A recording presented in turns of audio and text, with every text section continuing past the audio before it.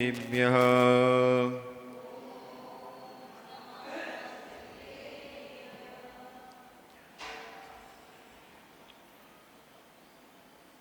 सरस्वती नमस्तुभ्यं वरदे कामरूपिणी विद्यारम्भ करिष्यामि सिद्धिर्भवतु मे सदा। नमो अरिहन्ताणं नमो सिद्धाणं नमो आयरीयाणं नमो वज्रायाणं नमो लोये सव्वसाहुडं।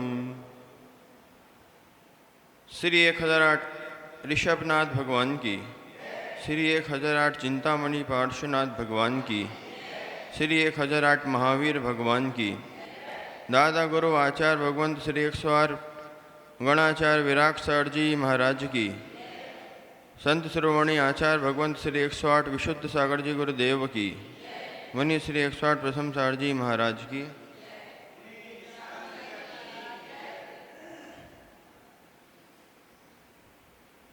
भव्य बंधुओं,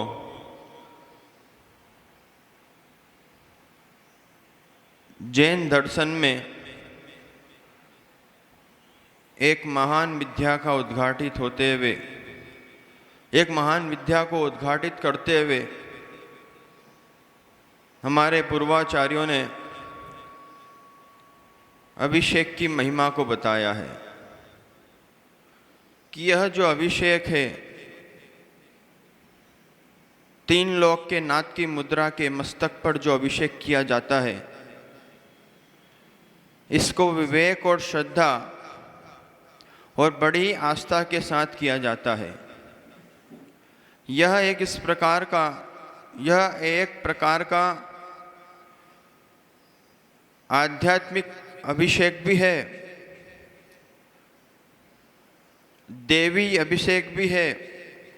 देवी का अभिषेक नहीं, देवी अभिषेक मतलब जिसको रिद्धिधारी देवता जो भ्रमण करते हैं वो भी इसको निहारने आते हैं, ऐसा यह जिनाभिषेक होता है। और माला मुकुट पहनकर श्रावक शुद्ध वस्त्रों में श्री जी का अभिषेक करता है। तो अपने को समझना ये कि अभिषेक कैसे करना चाहिए। तो अभिषेक को बड़ी भक्ति भाव पूर्वक भगवान के दोनों हाथ जोड़कर अपने आप को धन्यता प्राप्त हुई है मुझको आज, ऐसे भावना भाना चाहिए कि मैं आज धन्य हुआ हूँ, आज मेरा जीवन सार्थक हुआ है, आज मैंने तीन लोक के नाथ भगवान के चरण छुए हैं और आज मैं अपने आंतरिक क्रोध मान माया लोभ को त्यागता हुआ उस श्रेणी में आया हूँ जहाँ सम्यक दृष्टि श्रावक आया करते हैं। आज मेरा ये जीवन पावन हुआ, आज यह नर तन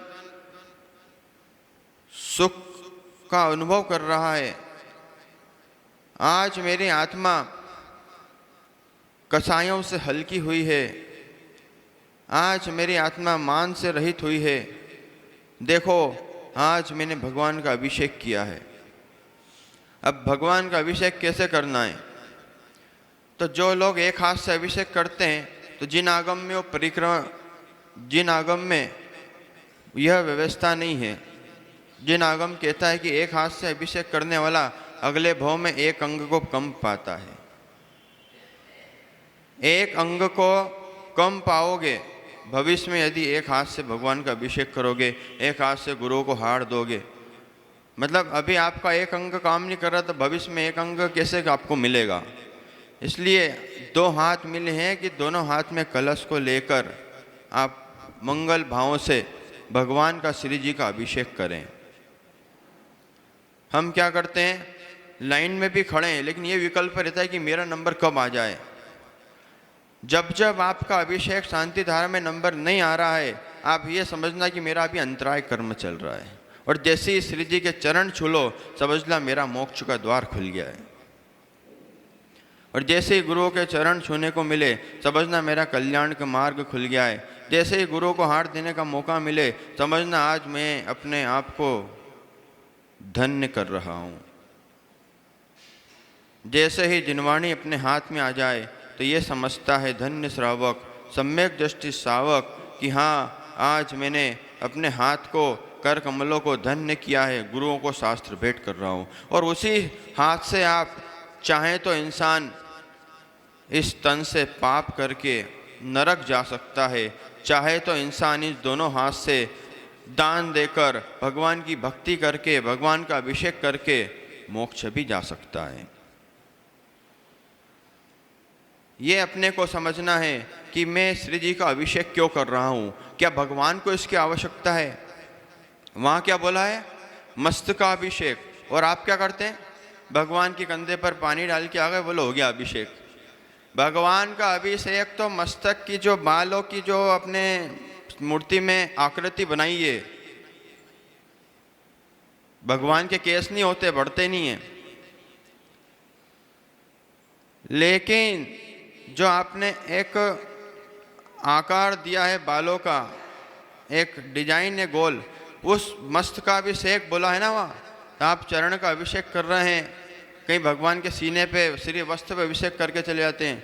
और तो और एक जैसे बोला मैंने क्या अभिषेक हो गया, बोले हाँ भगवान को छींटे मार दिया, हो गया अभिषेक। वो इतना मतलब सोच रहा था कि कहीं हिंसा ना हो,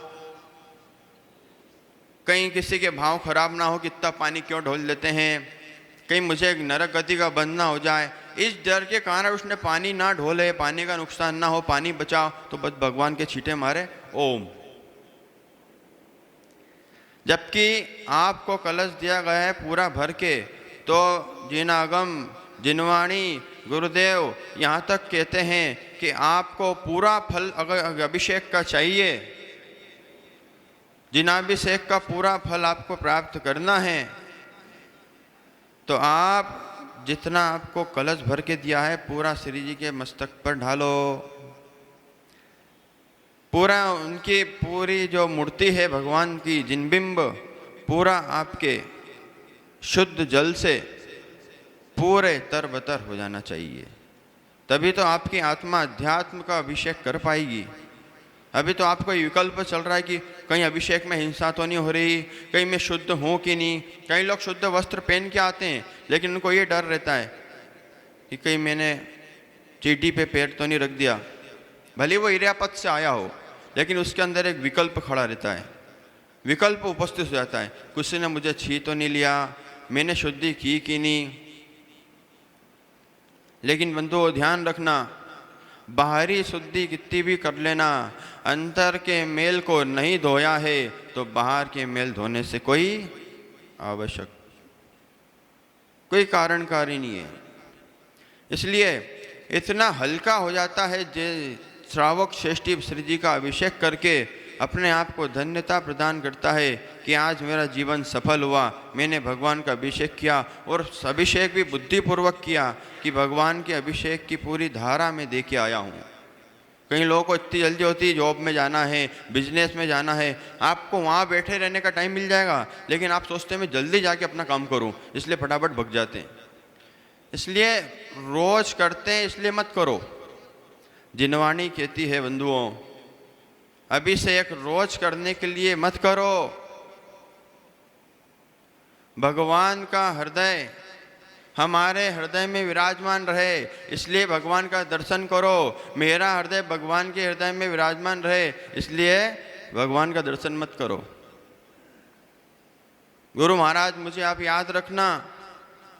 गुरु महाराज आत्मा की शुद्धात्मा की साधना करेंगे कि आपको ध्यान रखेंगे।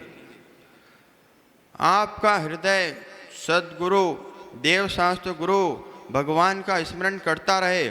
और जिनवाणी में तो यहाँ तक बोल दिया कि विमोहनम ही देहि नाम जिनेश्वरस्य चिंतनम। हे भगवान, जब तक मेरा इस देह का आत्मा का विलय नहीं हो जाए, जब तक मेरा चिंतन जिनेंद्र भगवान की भक्ति में ही लगा रहे, मेरा यह मंगल भाव भगवान की भक्ति में लगा रहे, मेरे यह तन शरीर काया नेत्र कर्ण मुख जीवा कंठ और हृदय भगवान की भक्ति में इस प्रकार लगा रहे कि जब भी मेरा मरण हो तो आचार्य विराट सागर जी जैसा हो, आचार्य शांति सागर जी जैसा हो, आचार्य विमल सागर जी जैसा हो, आचार्य सन्मति सागर जी जैसा हो।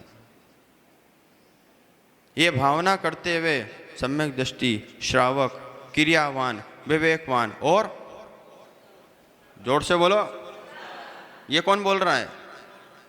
श्रद्धावान श्रावक बोल रहा है कि मैं श्रद्धा से भरा हुआ हूँ, मैं भगवान का अभिषेक करके अपने आप को धन्यता प्राप्त करूँगा। इन्हीं मंगल भावनाओं के साथ बोलिए आदिनाथ भगवान की।